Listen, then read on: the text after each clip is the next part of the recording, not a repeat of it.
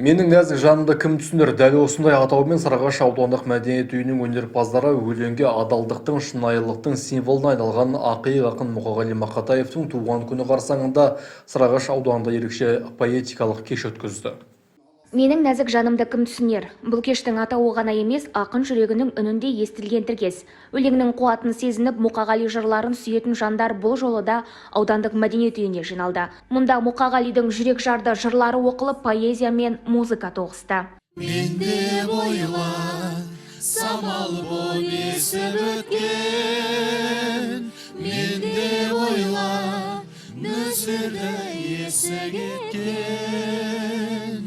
Менде бойла, өзіңді әр күн сайын. Менде бойла, өзіңді менде бойла.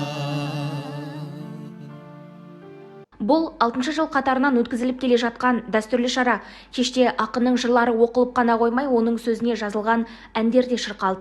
Өз кезегінде залға жиналған көрермен кештің жоғары дәрежеде өткенін айтып, ұйымдастырушыларға риясыз рахметін жеткізді. Бүгін мынау мәдениет үйінде үлкен іс-шара өтіп жатыр. Мұқағали Мақатаев әрі композитор, әрі жазушы десек те болады, ақиқат ақын десек те болады.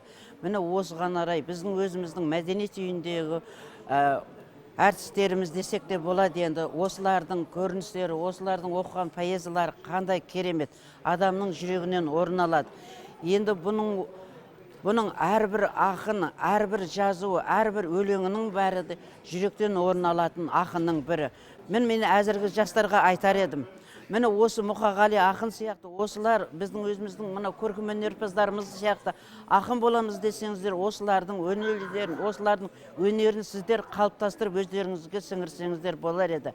Өмірден ерте өтсе де Мұқағали мәңгілік. Ақын жыры ғасырдан ғасырға жетіп, талай буынның жүрегіне сәуле түсірері анық. Ал бұл жолда Сарыағаш аудандық мәдениет үйінің қызметкерлері діттеген мақсатымызға жеттік дегенді айтты. Биыл да тура сол дәстүрімізден жаңылмай, жаңа бір форматта, жаңа бір оқиғада осы бір дүниені жасадық. Жалпы Мұқағали ол қазақтың қанына сіңіп кеткен ақын ғой.